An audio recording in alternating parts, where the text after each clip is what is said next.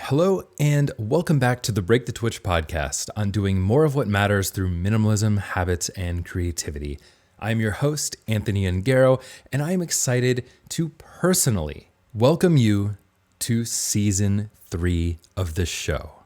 We have an incredible lineup of episodes and conversations for you this season, and they will be coming out every single week for the next several months. And of course, that starts right now with this episode's guest, Randi Kay.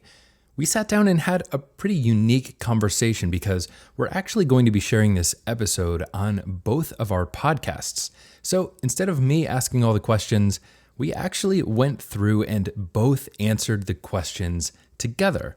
So it's a little bit of a different format than we're used to, but it was a lot of fun and turned out really cool. So I know you're going to enjoy this episode. Randi Kay has been in the wellness industry for over a decade, helping people deal with chronic pain through massage therapy, yoga, and self-care mentoring. Randi has both a ton of experience in healing and excellent words of wisdom for your own healing journey. This conversation was very inspiring, and we definitely hit on a lot of different topics that overlap with Break the Twitch and the work that she has been doing as well. We talk a lot about the day-to-day, self-care, and small habits that we can do, all kinds of things that are very actionable, really solid advice, and sound ideas when it comes to actually practicing this stuff. As we enter season 3 of the Break the Twitch podcast, it is still a sponsor-free podcast. That is because we don't want to interrupt these messages of intentionality with an advertisement to try to get you to buy a new brand of mattress or something like that. But the only way that we can do that and make this all possible is with your help, and that is through the Break the Twitch member community. The member community is a lot like Patreon, but we think it's better. And that's because we've done tons of courses, materials, other beneficial things to help you along your intentional living journey. And there is literally a community of people that are all pursuing minimalism, habits, and creativity on their own intentional living path. People that we get to share this thing with. And if I do say so myself, those people are all pretty rad. So check out the Break the Twitch member community. Help us keep this podcast sponsor free by going to breakthetwitch.com/community. Even if you're not able to join the member community, there are other really substantial but small ways that you can help us out. And one of those ways is leaving a review on Apple Podcasts or your podcast player of choice.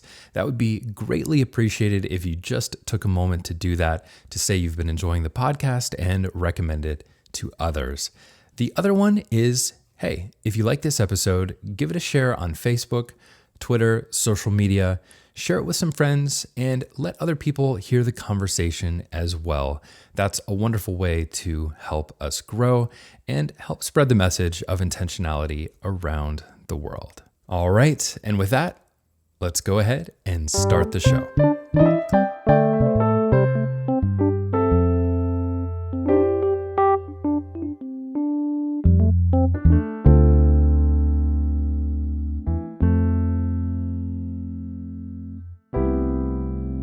Hello and welcome to my living room. My name is Anthony and I'm here with Randi Kay. And I'm here with Anthony. And we're doing a little bit of a different type of podcast episode that I normally do for Break the Twitch. And we're going to be going through this and sort of asking each other the same questions and answering them. And we'll be sharing this in 2 different places. Mm-hmm. So I'm really excited and welcome Randi Kay. Yes, thank you. Yeah, it's kind of funny how it came about. We met each other through our friend Scott. He had a podcast panel up at North Dakota State University, and we were on the same panel, and people started asking us questions, and we had similar answers and approaches to life, and we're like, oh, we should be friends. We should be on each other's podcast. And so, and you're based out of Minneapolis right now, and you're getting ready to move. Yes. Out west. So I was bored and needed an escape from Fargo. So I cruised on down so we could chat. And so we just thought it'd be fun to do something. I mean, instead of basically recording the same conversation twice for both of our podcasts, we thought it'd be cool to have a little group activity. I'm excited. So where should we start? Let's start at the very beginning. It's the best place to start. Yes, exactly. Good job. Sound of Music reference. Yes. So I think it'd be cool to just kind of share, and that's a question I haven't heard from you yet, of how you got to this point with Break the Twitch, which is your podcast, and really talking about how we can break habits and kind of the automatic habits that form without us even realizing it. So you seem like such a pro now, but how did you get to this point where it's become something you're passionate enough about that it's like what you want to share with the world? Yeah, well, that's a great question. And I think you're right. I haven't really shared a lot about it. And I'm excited to hear the same story for you as well. For me, this started 6 years ago or so, maybe 7 years ago. Break the Twitch didn't actually come to be until about 5 years ago now. But it was around the end of 2014 when I actually registered the domain and started writing about this stuff. But it was a few years before that I had an epiphany light bulb kind of moment, and it all had to do with Amazon.com. The big thing for me was the one-click purchase button on Amazon. Now, I wasn't really buying these really big expensive things. I found myself in this pattern of buying small, just sort of here and there cables, little gadgets, little pieces of equipment for things. And they were like, $15, $20, $30, maybe $50. But realistically, it was just a lot of these kind of frequent small purchases. And it didn't feel that bad. Like, it didn't feel like I was overspending. It didn't really feel, because they were just small here and there. But there was a definite pattern of brown boxes showing up at my workplace and home and that kind of thing. Basically, after a discussion with Amy, seeing this pattern of things and looking at it more holistically, I ended up going into my Amazon account and downloading 4 years of my spending history. Oh boy. Yes. So it was an eye-opening moment, and I recommend everyone do that. No. Yes. It's a very like face the truth kind of thing. But I went in there and found over 4 years about 350 orders. So if you can imagine, that's like an average of an order every couple days. And at the very high end of the chart, because we made some lovely charts with it, at the very high end, there was one purchase that was about $950, and that was my laptop, which I still have to this day. It's a 2012 MacBook Air. So I still have it, yes. And it's still my writing laptop, and it travels with me. So I still have it. It was a great purchase. But that was at the high end, and it drops off very quickly to where the average kind of thing, like I said, was 20, 30, 40 bucks. But what actually ended up happening is I totaled everything. And over that time, I had spent like $12,000 on Amazon, and these were largely non-essential goods. They were non-essential things that I didn't need, but like wanted or would be helpful for various things. And I was always wondering why I didn't seem to ever be able to like squeeze a trip for something that my friends were going on, or like a family vacation, or like the times and things that I always talked about valuing, because everyone's like, oh, I want to travel the world. And, we dream of these things and we talk about that being so aligned with our values. But then the actions I was taking simply did not align with those values.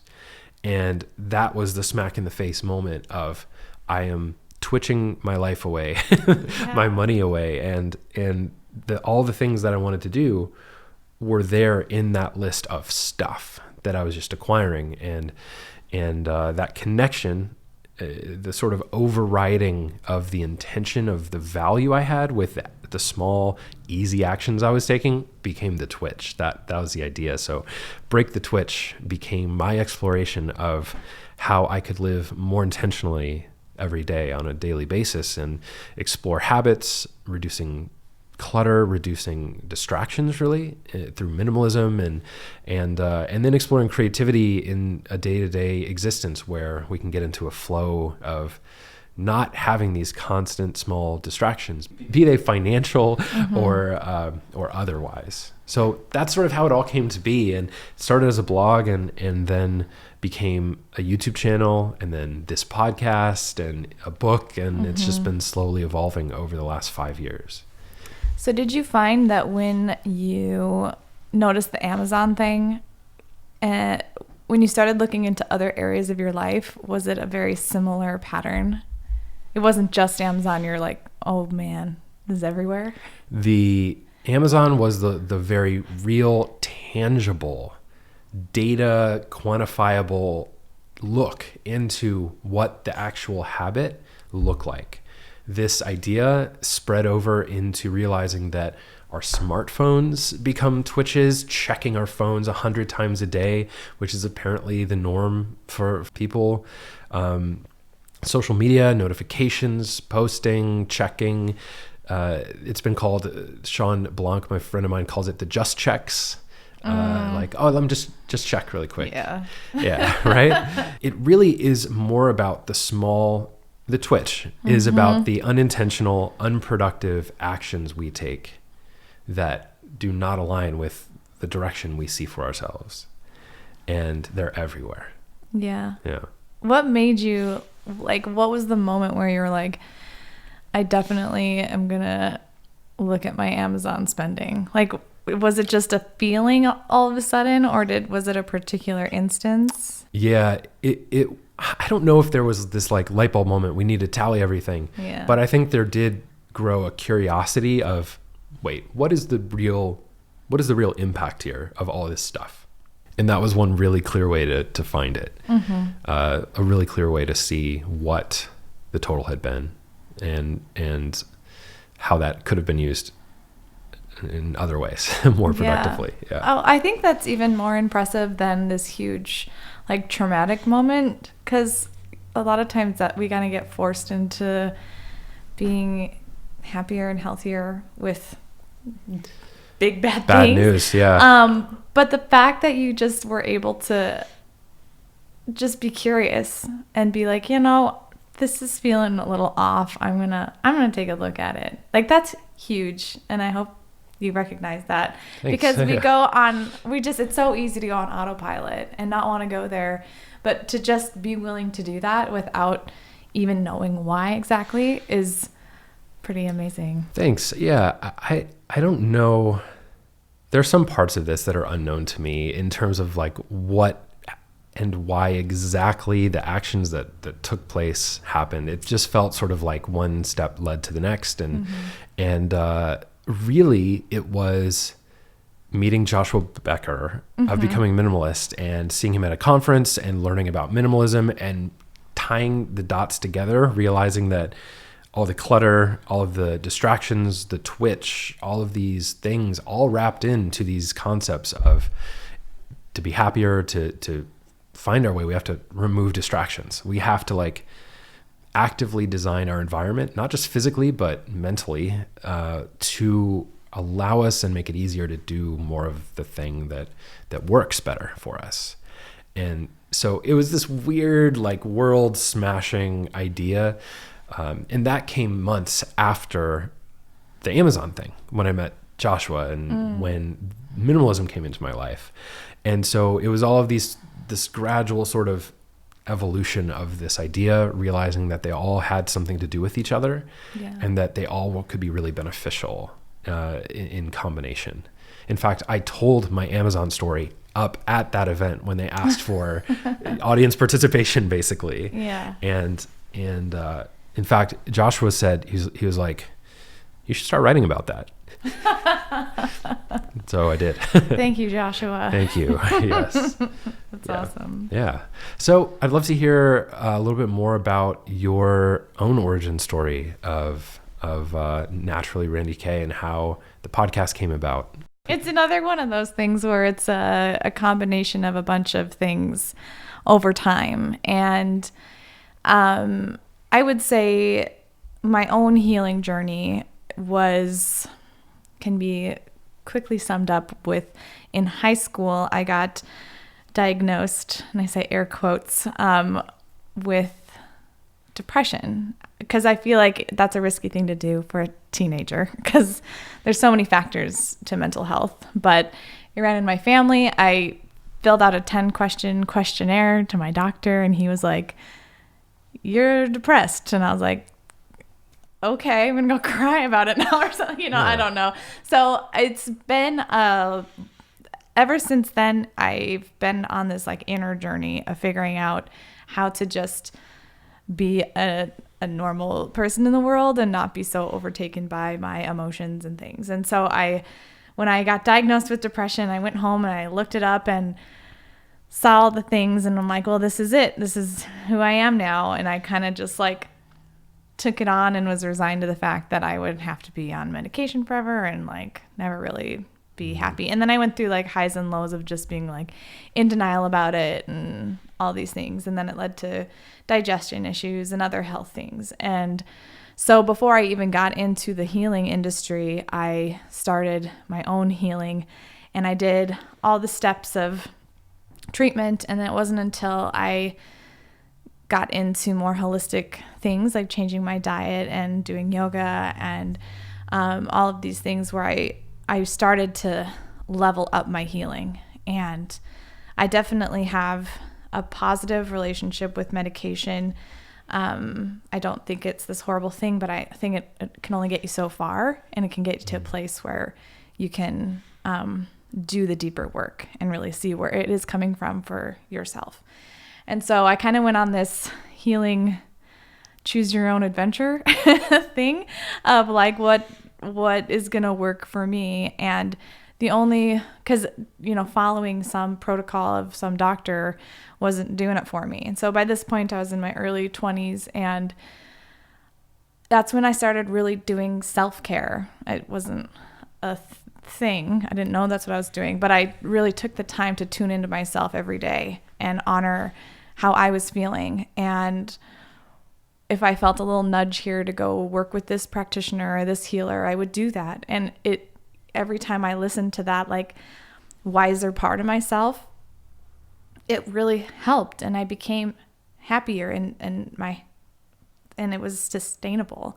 And I actually started like liking who I was and being like, this is fun. I love having this relationship with myself and honoring what I need. And this label of depression kind of just started fizzling away, and it became actually a really powerful tool in knowing when I'm off. So if I'm feeling depressed or anxious, it's like when you get a shoulder pain, something's off in your body, and what can you do about that?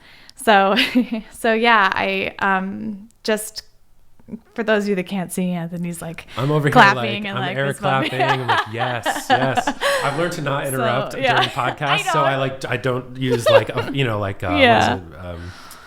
Active listening, because I like it keeping it, but I'm over here like, yes. I just want you guys to know that. But so anyway, how that's evolved is I, on a whim, decided to go to massage school 11 years ago now.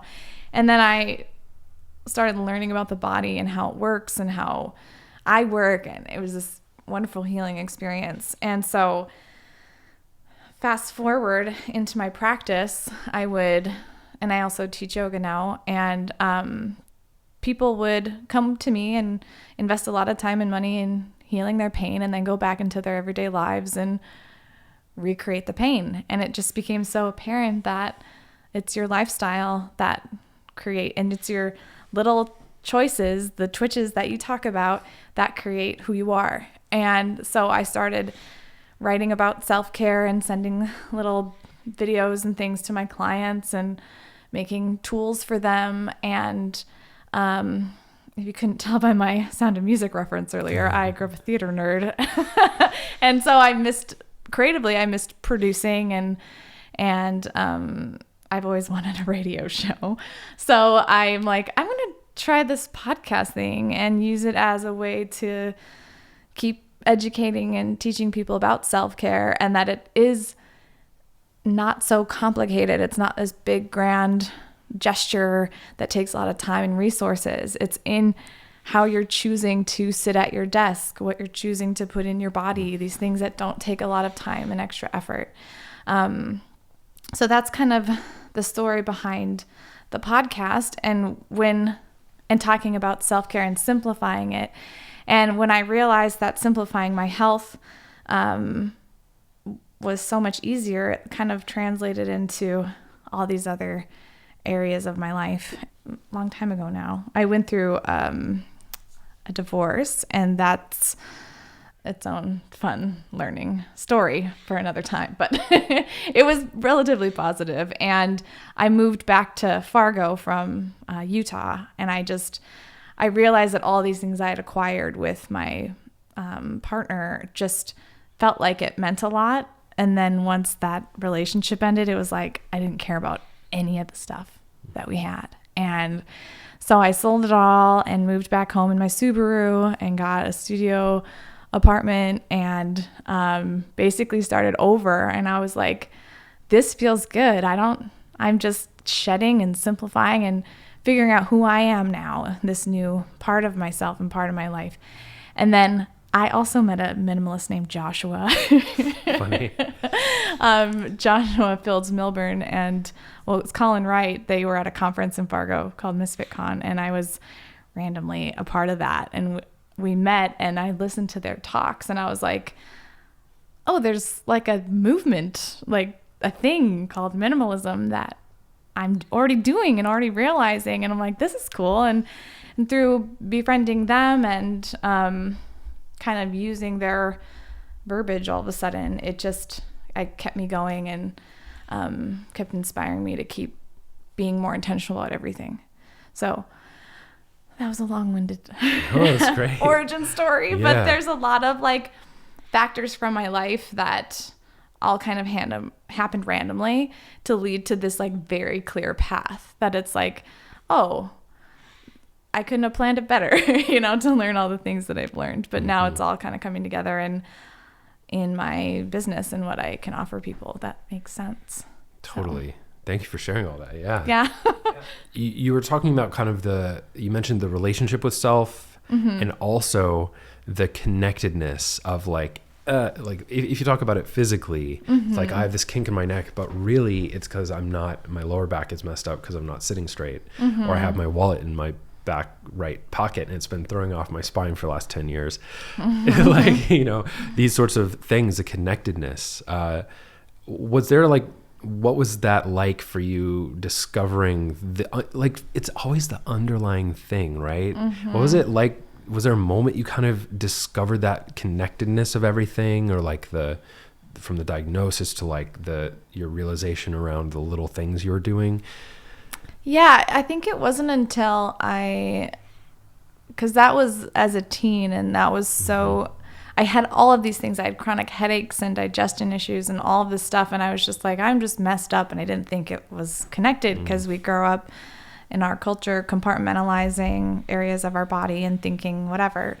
And it wasn't until I started getting into more of the holistic way of looking at the body that I realized that they really were connected. Because when I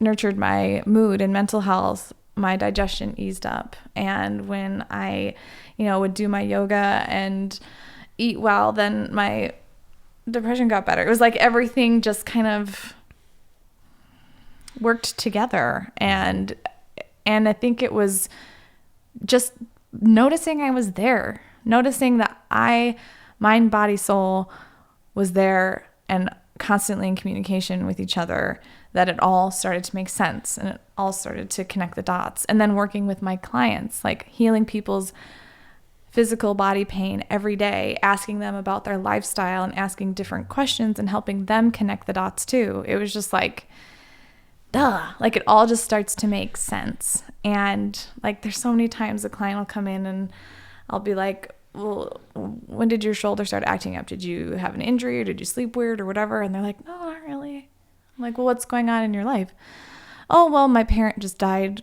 And I'm like, okay, you know, like this is a thing, you know, there's no coincidence. And I think it's cool to start really getting curious with yourself and finding those connections. It's a fascinating thing. When you mentioned that, I realized that my own story of like, money is very, to me, it's an indicator. It's like a very surface level thing. I mean, obviously it can be in situations where money is like something's not happening or there's obviously stress around it. But for me in that particular situation, there's so much more to that story of like, well, I spent a bunch in small amounts on Amazon, right? And I feel like I wouldn't be doing it justice in saying like that was the main thing. Now that you're giving me more context here, it's like I realized, and I haven't even really talked about this much, but throughout the years prior to that time, during that time, for me, I was like having a really hard time with follow through, with completing projects because I had so many things going on, and I was just like all over the place from one thing to the other, and I just chased kind of the new shiny thing. And that was very much the twitch, or like the idea of just having so many things going on that I couldn't keep track of everything. And there was, that sort of was in addition to this just kind of clicking to try to get things done. The idea of just the false first step, like trying to, or, you know, buy something as a first step towards developing a running habit. I'd buy shoes, or I would buy a yoga mat, but have never stretched. You know, like these are the sort of things. And it was all of that sort of built into basically a lifetime of frustration, of being distracted, feeling like I was constantly all over the place. And that supported that Amazon story and is the deeper part of that, which I should probably really talk about more. Well, that's kind of why I asked that follow-up question when you said that story. It's like, well, what else is going on, or what did you notice in other areas? Because these things we have these signs from ourselves and our bodies all the time that something deeper is going on. And a lot of times they come out in these ways of behaving that are kind of in our subconscious almost, you know. It's like, oh yeah, I'll get this quick, I'll do this here, I'll check my notification, And I notice too, when I'm in I call them my funks, when I'm in like my depression funks, I love checking my social media, even though that also adds to it. It's like anything I can do to not have to get off this couch right now and like do something else, I'm going to do. And the blessing and the curse of becoming more intentional and self-aware is that you can see yourself doing it now.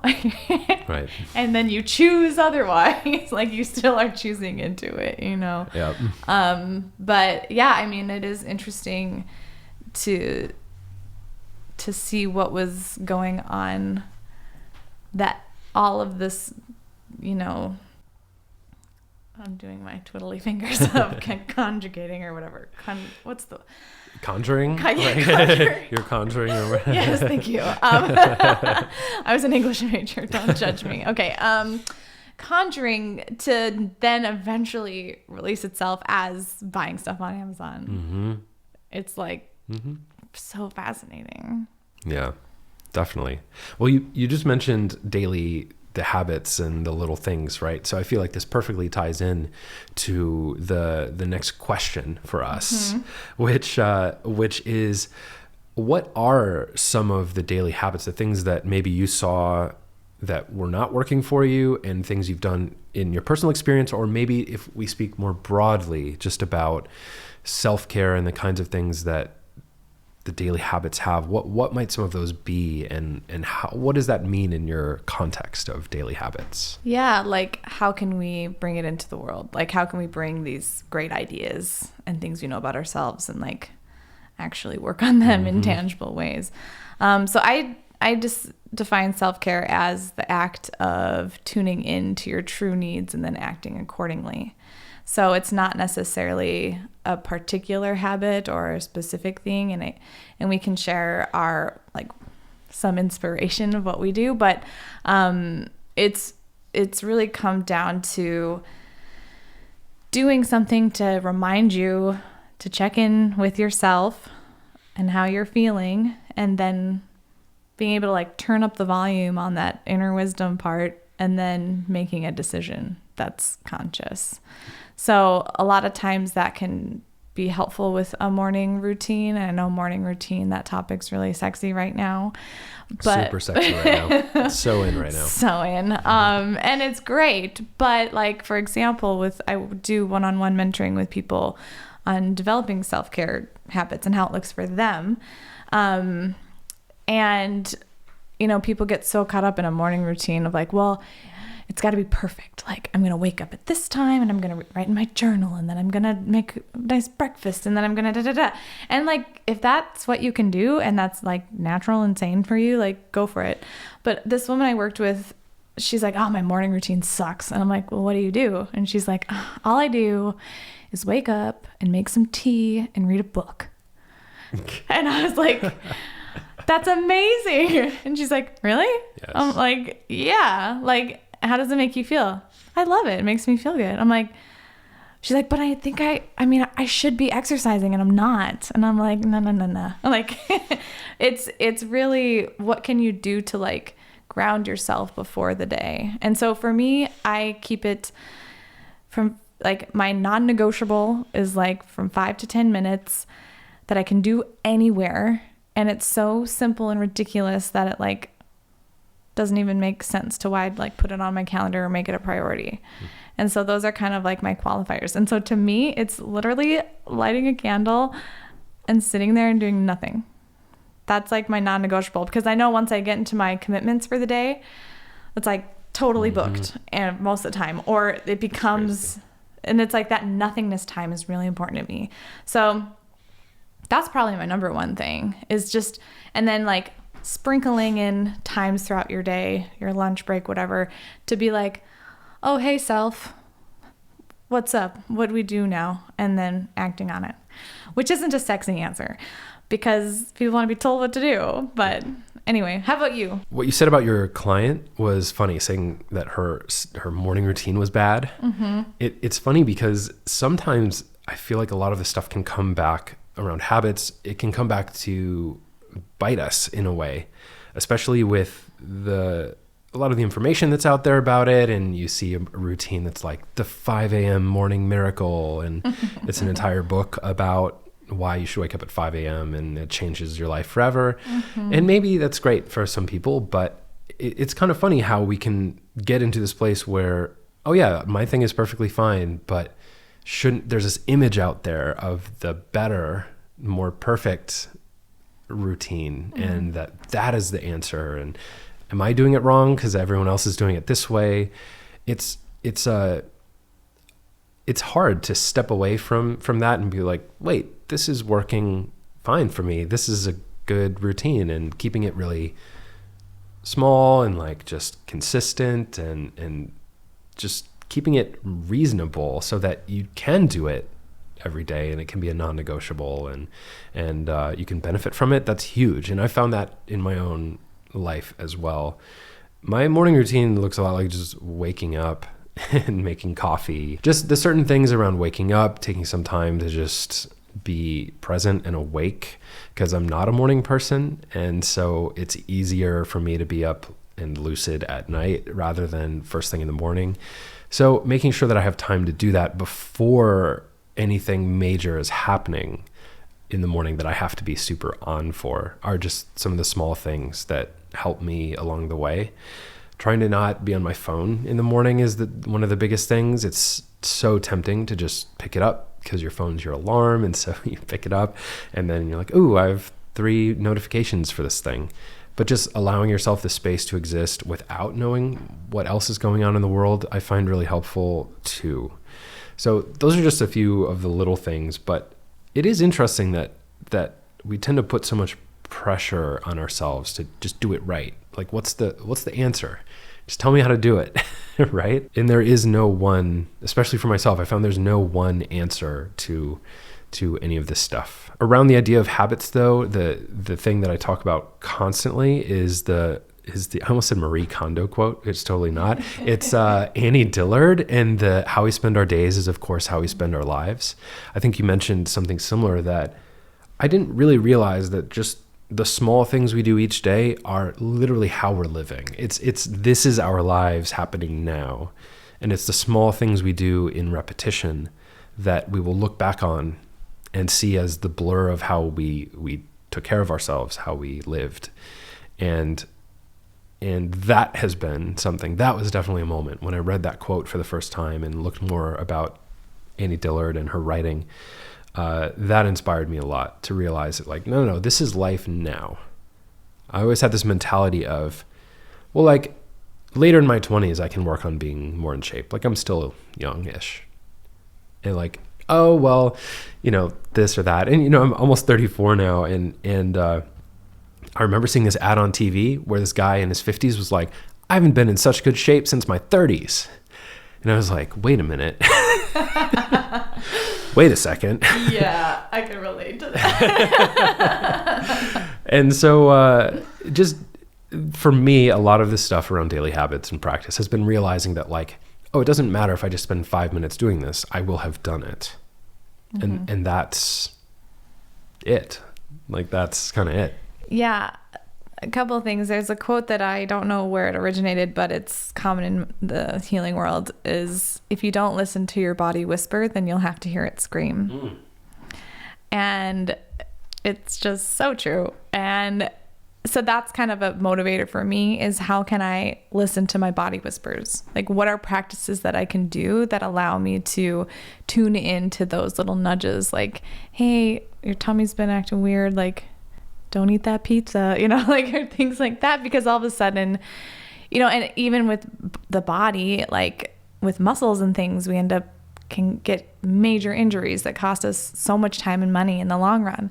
And we know how we got there when it breaks. We're like, I should have listened to that part. So that's become kind of a foundational idea for myself and what I teach others. And the other thing I found helpful is to just have some sort of grounding structure to help you make a decision. And there's so many different philosophies. Minimalism is a grounding structure that then trickles into all these areas of health. And I like that one, but I also have become a huge fan of following the seasons and using nature and what's happening in the natural world as a way for me to reflect on what I'm doing. And so when I moved back to Fargo, like 6 years ago, I moved back in October, which was like right before it gets real. And I was like, first of all, what am I doing? But second of all, if I can learn how to be happy in Fargo, North Dakota, in the winter, I can be happy anywhere. And so I started really giving into the hygge, winter wellness, like, let's embrace this to the max and see if I can actually like it. And I did. And every winter I feel like I enjoy it more and more. It still sucks a lot of the time still up here, reality. Up north. Yeah. But it's like I use the changing of the seasons to reevaluate my self-care practices.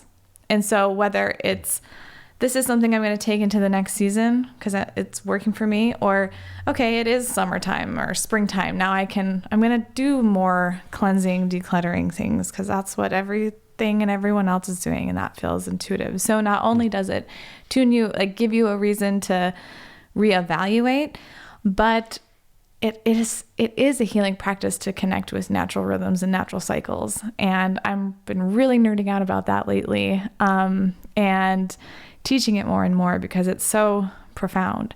And so that's one thing I always suggest when you're looking for a starting point or how to structure what's right for you is to have some grounding things, some overall, either you've heard it from a few different philosophies or, you just kind of choose what you resonate with the most and let that serve as some guidance. But then within that, you get to make the call at the end of the day. I love the idea of seasonality, and that's especially true here in the Midwest, where we have such clear, sometimes very clear. Right now, it's kind of weird. Spring is like 2 seconds long. But. Yeah. But there is a very clear seasonality to life and to the literal weather of the leaves falling off the trees, and then cold and winter. And this winter here in Minneapolis specifically was really long. It was a 6-month snowy kind of winter. And that was, I'll miss the seasons, I know, but I've lived in the Midwest my whole life at this point, and I'm ready to have a little less of the winter side of things. But I love that you stepped in or leaned into the punch, if you will, of winter and found ways to embrace it. That's really cool. And using that as a way to check in with yourself. Yeah, and it works for every season. That's the good news. But every area has their own seasons. So the cool thing about you moving to a warmer climate is that you'll get to kind of realign yourself. Not only are you changing your entire life and your scenery and your pace, but you get to tune into what the seasons look like out there and how you can act accordingly to that. And seasons also are seasons of life too, right? So it's, for young parents, I work with young parents for self-care, and it's like chaos a lot of the time, but it's also like, this is a season of your life where you're probably not going to have a lot of time for some more luxurious practices. That's not a bad thing. It's just, it is what it is right now, and embrace it, work with it. Find your pockets of things that are really enjoyable, or do self-care with your kids, which is super powerful. And then I work with people that are retiring, and now they're in a new season. They have to get to know themselves when they're not defined by their work. And across the board, like, the seasonal mindset has been so healing for me in accepting my own path when things didn't go according to plan. So it's like, I just love it because it's like literally, but then like figuratively. But so what would you say you use as your kind of guideposts for your own practices and what's next for you when it comes to taking care of yourself? Yeah, this is something that I worked with a wonderful coach, John Polstra, for about a year and a half, about a year ago. And he and I would always call these the batting cages. Like, going back to the batting cages, like, if things are all goofy and you're feeling kind of off and you're not sure what's going on, like, going back to the key indicators and the basics of, like, is your laundry overflowing? Is your clothing, because I Marie Kondoed all of my drawers, and it looks really nice. And my mother would never believe it, having grown up with, had me grown up with in her household. But I totally bought into the style of folding and how everything looks. And when that is off, when my drawer is exploding or something's not working, or I'm not using my systems in a very physical sense, that for me is an indicator. It's like a little warning light, like a dash light on a car that tells you that something's weird with the engine. You need to pay attention here. And it's those sort of things. If I'm not feeling particularly energized or motivated, if I'm feeling down, like knowing, right, if I'm just scrolling on my phone, it's not because I'm lazy. It's usually because there's something else going on, or I'm feeling some fear around doing something that I'm very hesitant to do, or I'm feeling the resistance to doing something. Stephen Pressfield talks about in the art of the War of Art. It's like the resistance to doing the creative work. Like, what is that? It's not just not wanting to do it. It's, well, I'm afraid of how this might be perceived, or like, I'm not sure I'm good enough to put this out yet, or whatever it is. And so a lot of my sort of indicators have been physical in nature, because when my space is organized and when things are more tidy, I function better. Up here in my brain gets more organized and it works better. That's why minimalism has been really helpful for me. But those are just the sort of things in terms of the self-care and making sure that like what is happening around me and what are the batting cages where I just need to, if I'm not hitting in big games, right? Like to use the baseball analogy, which I don't really watch sports, but to use the baseball analogy, if I'm striking out in important games, I just have to go back to the batting cages, back to the basics, just get that swing back. And that has been really impactful in a lot of ways. Yeah, I think that's really great. And a point I wanted to touch on is just like, how do we, you go through that initial level of knowing you need to make a change. And so you do all these things and you declutter your house and you cleanse your diet and you do all the stuff. And then a lot of times it's easy to just expect that, okay, I'm great now. Like I'm healed, like I've got it all figured out. But really like the healing is non-linear, there's always another layer. There's always a deeper place to go. And then things happen in your life where you're going to have to recalibrate and course correct and figure out a new normal. And I remember my dad, when he retired, I was like, okay, so like, what's next for you? And he's like, I just got to figure it out. I just got to figure out who I am. And I'm like, no big deal. I'm like, yeah, but you're like 60 something years old and you've like had a whole lifetime. Like now, He's like, no, you don't. He's like, you never have it figured out. And to some people that might seem depressing, but to me, it was actually really freeing because it took the pressure off having to do it right, have the right system, the right practice, And I've gotten caught up on that. Like I'm more of a free-spirited person, so I'm very resistant to structure and systems, which I like the nature thing. That's like a little bit whimsical, But I guess I'm curious as to like your tips on once you have you've gotten to know yourself, your strengths, your weaknesses, you're where you're at. But how do you, I guess, maintain that and keep that twitch from coming back, like setting in those structures and sequences? And you already mentioned it, but maybe if you have any more thoughts on just like that idea of accepting that you don't always have it figured out. You're not a pro all of a sudden.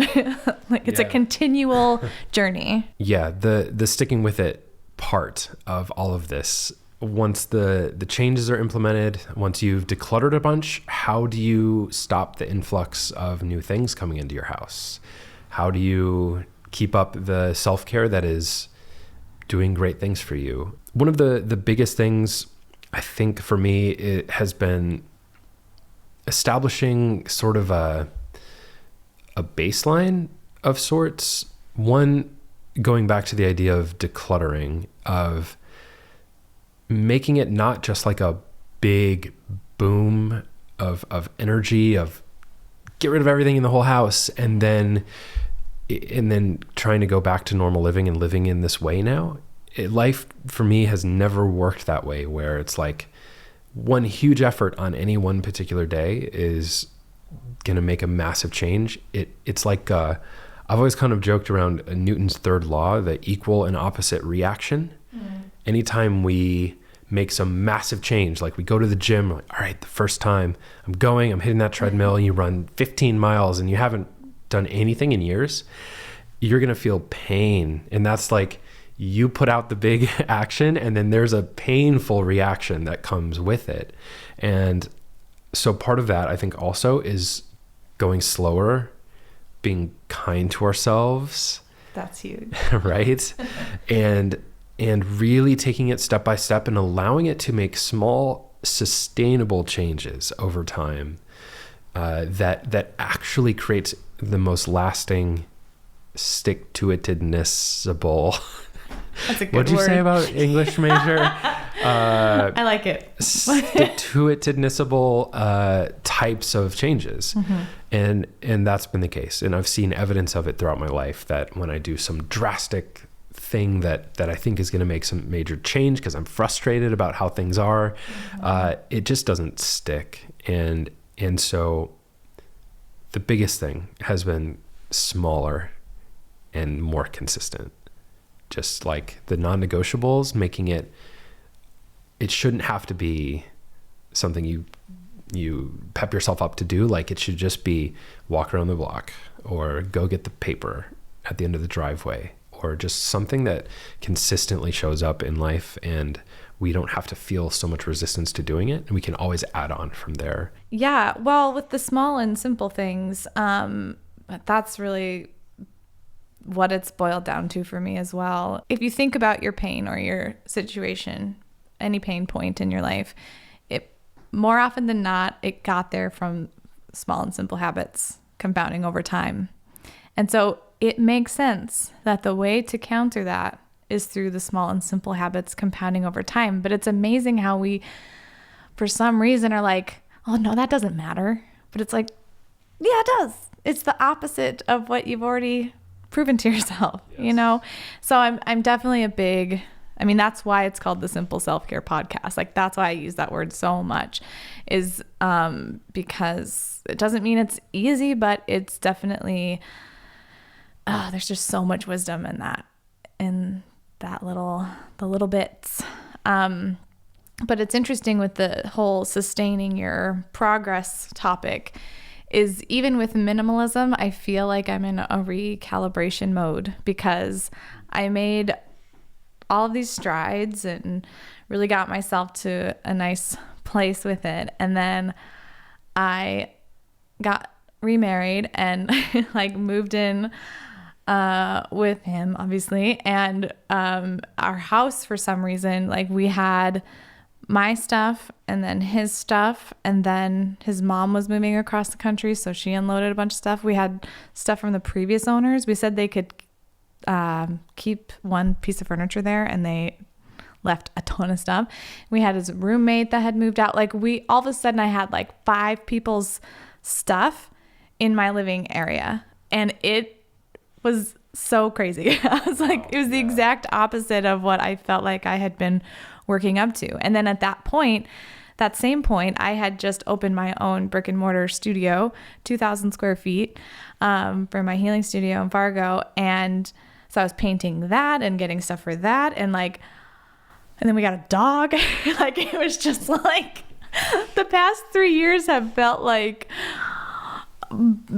everything coming into my space that just happened so quickly. And I was focusing on building a business and all being married, like all this other stuff that all of a sudden I was like, this is not in alignment with how I want to be living. And it's not necessarily like that I disconnected from my life. It's just life happens. Things come into your space. And then if you're not really diligent about it, it just blah. So I'm finally at a point where all this other new life stuff have like simmered down.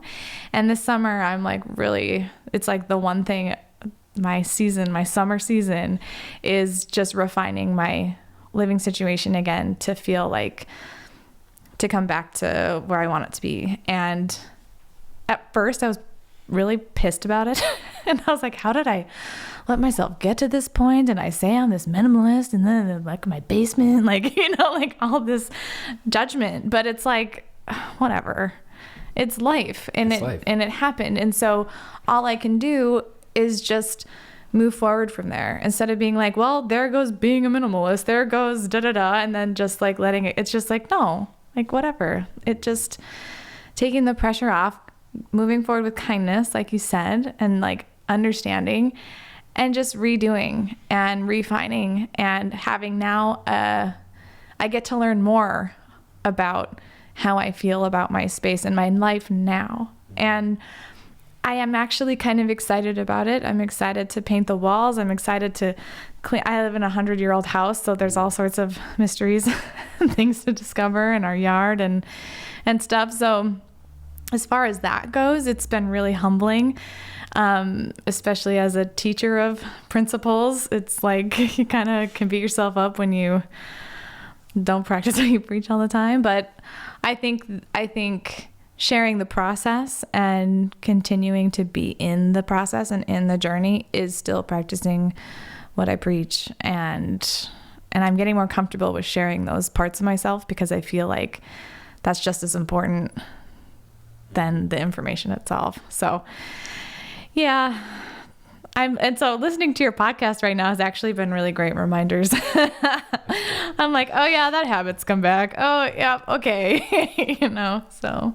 Totally unreasonable to expect that we can control every aspect of our lives. There are very clear-cut things that we can directly control. And it's great to make some changes around those things. And sometimes things will slip back in, or you'll reinstall Instagram and, be on there more. And then we kind of need to take a break, talking about some of the awareness that you were mentioning and things like that. But there is just a huge chunk of life, especially when it comes to other people, spaces, things like that you're sharing. You can't control everything. And it's ridiculous to think that we could. And the more effort we put on trying to wrangle that, it almost takes away from the things we can control. And so hearing about that, it's like, no, this is totally, I hear you. It's like, this is totally normal. You had this massive life change, marriage and moving in, and then, having the space and all these circumstances that came with it.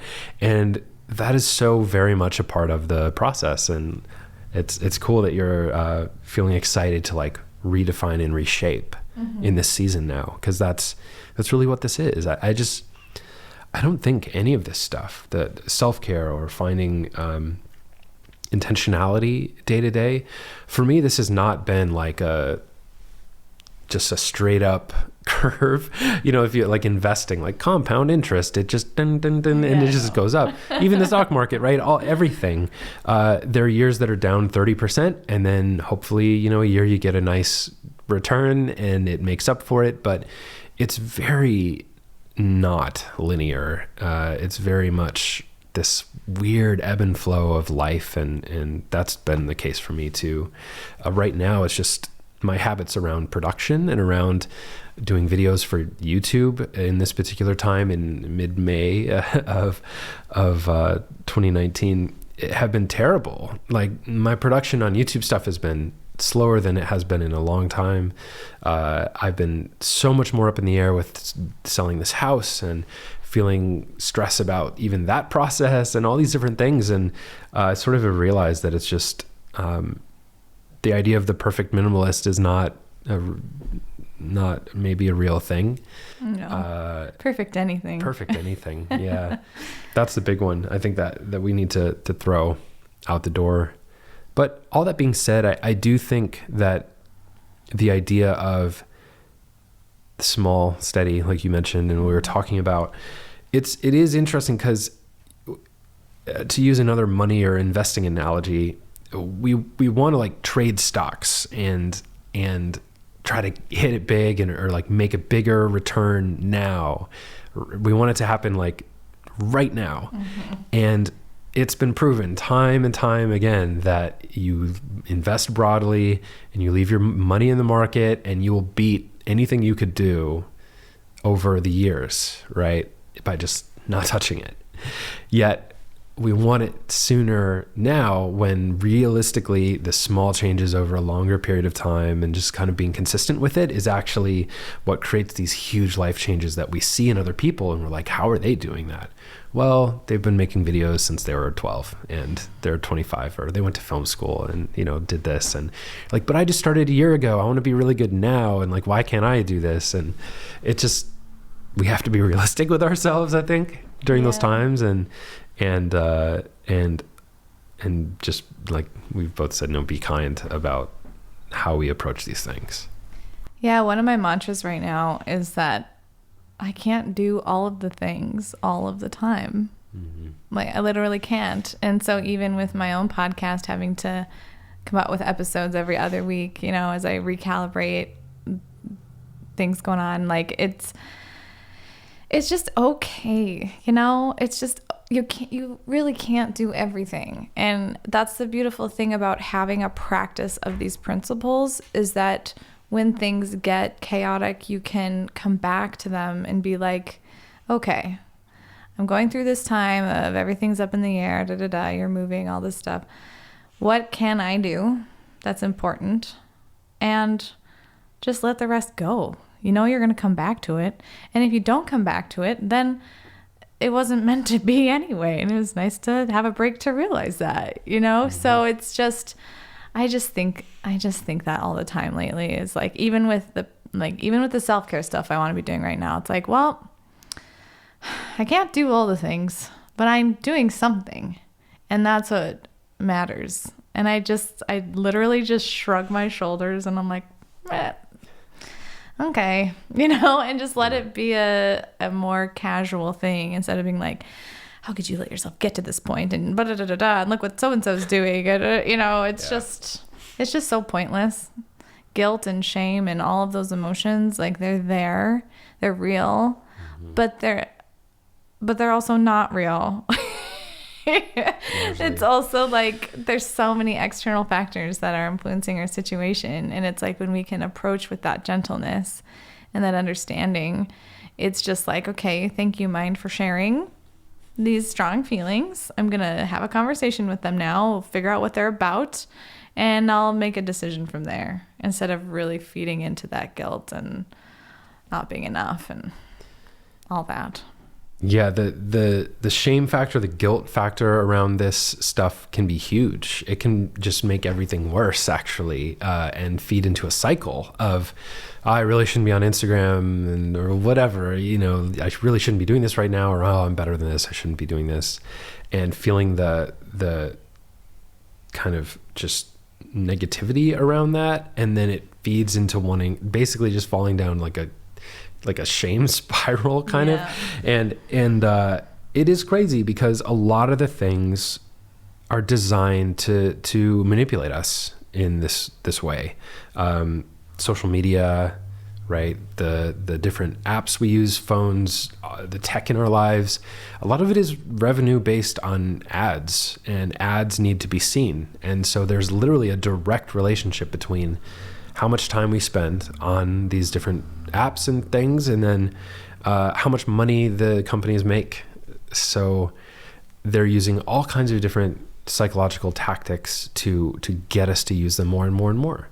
So it's not like we're failing if we're using the thing that they're designing to take advantage of us with, right? It's very much a thing. Is there a way that you approach this kind of thing around shame and managing that and looking at it holistically and being like, okay? Yeah, I think what has been really empowering for me is studying the body and studying the mind and how things are wired. And when I have an understanding of that, I can work with it, and I can be gentle when things aren't going how I think them to go, right? So The Power of Habit by Charles Duhigg was a huge game changer for me, because he talks about the wiring that happens in the brain to create a habit, and like things to do to work with that that's going on without us even knowing. So I really loved that. And then learning about trigger point therapy and pain patterns in the body, of that pain is a signal going from the brain to the muscles or other systems. And for some reason that pain response gets triggered based off of trauma, overuse or underuse, smells, emotions, certain people walk into the room. The body doesn't feel safe, and so it tenses up to try to protect. And so if we just sit there and force ourselves to like, relax body, or like, why won't my neck pain go away? Or we try to just get somebody to fix it by digging an elbow into the muscle and hoping for the best, and then being frustrated that I can't do anything. You know, it's like you got to work with the pain signal, and you got to know what the triggers are, and you got to explore a little bit, and then the muscle just relaxes. There's so many times I've learned techniques that I've learned, and I do even in my yoga classes, breathing differently while you stretch, that signals to the brain that it's safe to relax. And then people are amazed at how much more flexible they are, because their body isn't holding tight, because all of a sudden you're stretching now. What? You know? And so it's like studying the body and how it actually works and why it works has really helped me detach from the expectations that I have on myself of being like, okay, Monday I'm going to be a new person. I'm going to have all these great habits, and then beating myself up at the end of the week for not doing them. It's just completely bonkers to even have that expectation. And there was a podcast episode you had with your wife where you talk about your habits, and we have a similar approach of like, you know, you have your ideal habit of like going to the gym or something, but baby stepping your way there, like backtracking and making sure you're doing the most simple, easiest thing first.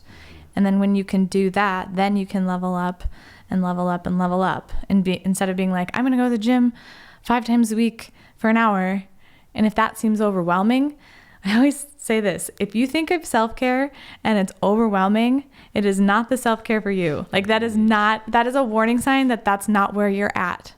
A lot of times with my clients, when we decide on something, it's so simple or whatever, and they're like, oh, that's fun, I'm excited, I can't wait to try it. That's the key. That's how you know that that's your starting point. And so, yeah, science. I don't know and I'm not a sciencey person, but like really learning what the reality is of what's going on and educating myself takes that victim role away from it and takes that judgment away from it. Definitely. There's always room to learn more. I've found, at least at this point, it's never ended. It's never been like, well, I know everything about myself, and I know how I'm going to respond to all these things and how I work best in every situation. And you learn more and more. And I feel like I know more than I ever have before about how I work best and things like that. But I still struggle with things, you know, every now and then. I mean, just, you know, whatever. Like once in a while, you know, things are difficult. But yeah, it is just kind of like this continual learning process of self and figuring this stuff out, I think is what makes it beautiful and interesting and a challenge worth pursuing. Yeah. Yeah. And I love that you brought up the apps that we're using they bring in psychologists to like create these addictive things. So there's just so much going on intentionally with them and unintentionally with us. And it's this recipe for disaster, really. And you have talked about too how the things that are unhealthy for us are getting easier and the healthy things are getting harder. Just a simple lifestyle thing. And so it's like, you got to cut yourself a break. Like the odds are really working against us. We're trying to exist in an environment that is continually being designed to get us to, well, in a capitalist society where we live in a society that's driven by consumption and spending. And there is an ever increasing way of studying and trying different things to get us to live in that way. And the other interesting part too is that because everything's so online now, everything is super analytics driven. So there's a huge sample size. If there's 1 billion people on Facebook, Facebook knows exactly what post it was that you stopped looking at when you left. They know exactly, right. So they know exactly how long you spent each time. If you spent more time in the morning, if you were more likely to watch a video at this particular time. All of this high level of analytics is usable at a level of looking at mass quantities of sample sizes. And then they go, okay, well, we're not going to put that kind of post after this kind of post, and the person will be more likely to stay longer. Like literally at that level of experimenting with emotional manipulation, it's crazy. And here we are, we're like, I'm on Facebook too much. It's like, yeah, what, you know, it's not your fault. Like, you know, this is being manipulated at every level of human psychology with professionals who are on the payroll at Facebook, designing elements to make this happen and using pure data from everything they know about how things get used. Do you ever, when you open Instagram, does it ever show you something right when you open it and then re-scramble? Yeah. Okay. I always thought that was an issue with the app where it would be updating That's what I thought. I think I have a theory. I've not confirmed yes, this. I love conspiracy But theories. I have a theory that is an intentional thing, that it shows you a post from someone you're close to or really know, and then it buries it so that you have to go look for it. I do that. I do too. Because I see the thing and then the feed refreshes, and I'm pretty sure that's by design. Yeah, I believe it. That's insane. So you're onto something, Anthony. Right? It has to be. Because, like, come on. You're telling me that this $300 billion company or whatever, you know, however big it is, can't figure out how to get the app to properly load just when you open it with your fresh posts? True. Well, if this part of the conversation mysteriously gets deleted, we know for sure. We know for sure. I got to go get my tinfoil hat really quick. Where is it? Yeah. I got one for you. Okay, cool. Well, the other thing is that the cool thing about knowing this, I mean, the initial reaction is like, I'm never going on Facebook again and screw you guys and all this stuff. But everything can be used for good and for bad. And I think for me, there has been really meaningful relationships that I've created through Instagram, through Facebook, through being able to connect on a global level very easily. So I've definitely had moments in my life where I'm like, I am done with this. I am, but it's like, it's just figuring out how you can have some structures in place, some boundaries for yourself, so it doesn't become an overpowering negative thing in your life. Know why you are on it. Don't feel bad for unfollowing people. And you just have some ground rules so it can still remain something fun and a way to connect in a meaningful way. We live in such an all or nothing mentality. It's very Puritan way of doing things, yeah. But it's like it takes a little bit more work and a little bit more self-discipline, but self-discipline is something that can be learned and acquired and actually become easier for your brain to do. And so this is an adventure that I'm on currently. I'm not a very self-disciplined person, but setting those boundaries with social media, I mean, sometimes it is good to take like a full-on break from it to just kind of reset yourself. Love the detox, like a 30-day, just to sort of step away from it. That can be nice. But it's also like, what if by 5 p.m. you're not on it anymore? Or what if Sunday is just you're just free of social networks? Like, how doable does that sound? And it makes a huge difference. So again, it's like, know why you're doing something, know why you want it in your life. It's just being intentional, and things can work for you. Definitely. Yeah, the tech-free Tuesday, screen-free Sunday, whatever it is, it's creating some of these things that really it's a huge help balancing it week to week, month to month, or whatever it may be, and you can create some of those experiments to make it happen. It works well. I do a no TV July. Because it's July in North Dakota. Right. Like, yes.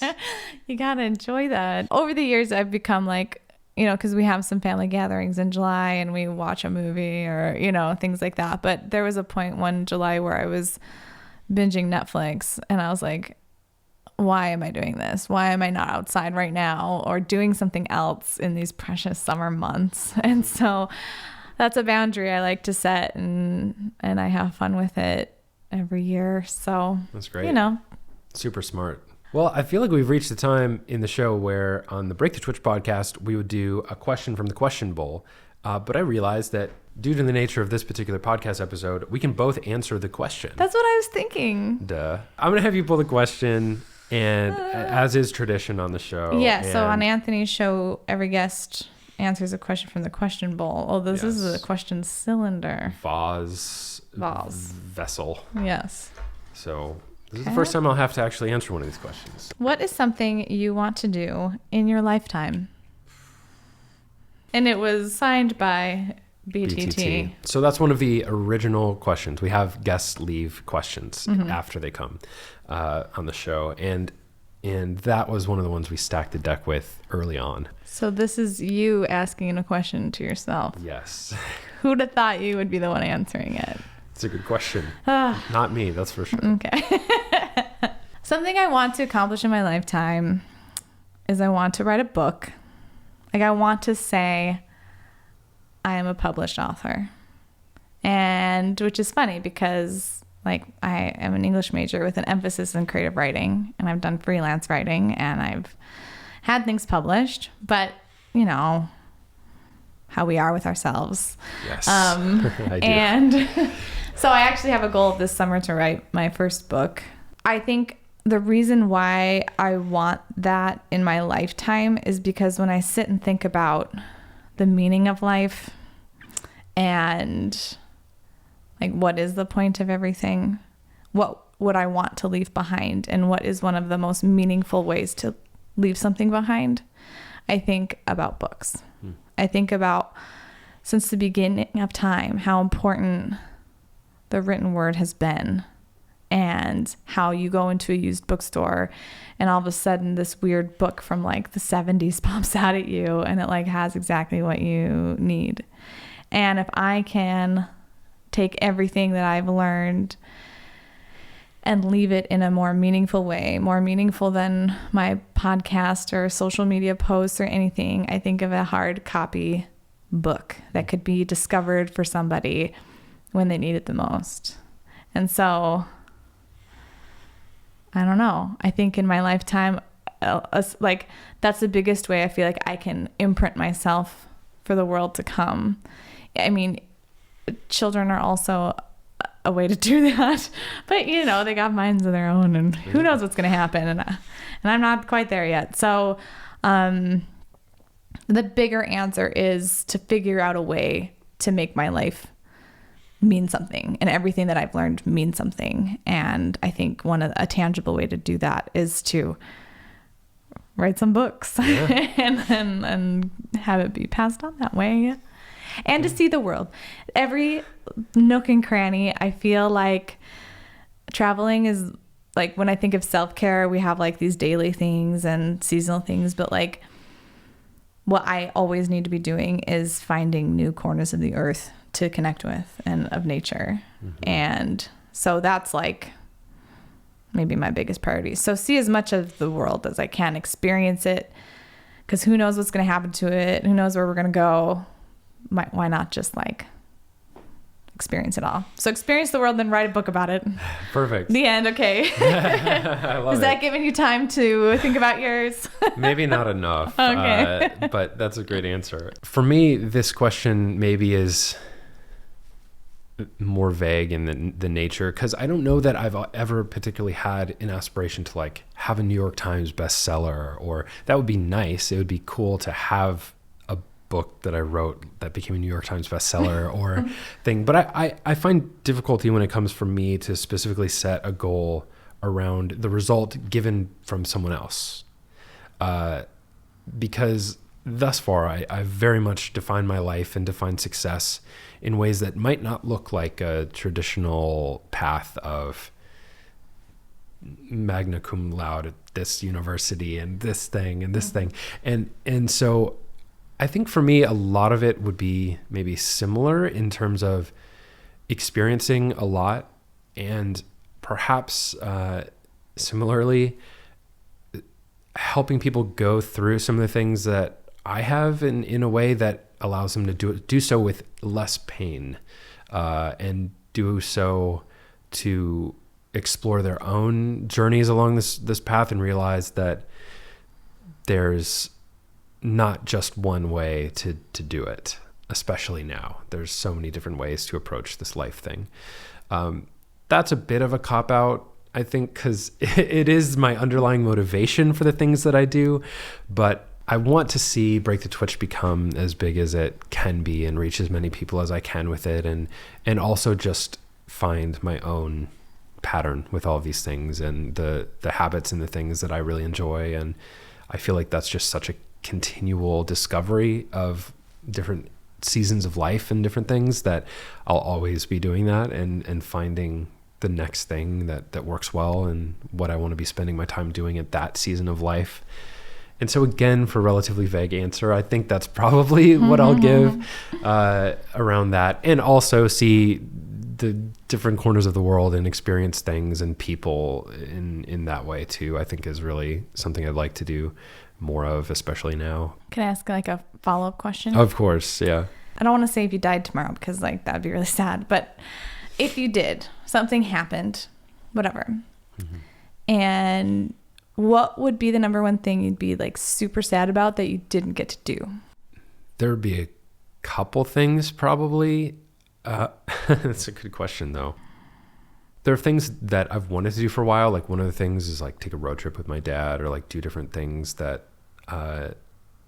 just haven't gotten to do yet. So that would be something, because that's coming up soon actually. And so that would be a very specific thing that would be that I would be regretful of, I guess, but I'd be dead, so I wouldn't really be, I wouldn't know, but hypothetical, right. Also maybe just that I'd feel that I could have made this bigger or done better, but realistically knowing that maybe not, and this is just what it is, and that kind of thing, and accepting that hopefully would be part of my exiting process from this earth, letting go of realizing that, yeah, I did my best and shared what I could and helped as many people as I could, and that was it. You know, I will say that the fact that that's your answer is in alignment with everything that we're talking about, because I feel like what's the goal of this whole simplifying self-care health journey thing? It's not so we can then go do something someday in the future. It's that we can make what we're currently doing really meaningful. And so it's like your life right now, you're going on the road trip with your dad, you're moving to LA, you're doing these things, like you have done all of this groundwork to be able to live your life how you want to live it in the present moment without feeling like you have these huge regrets.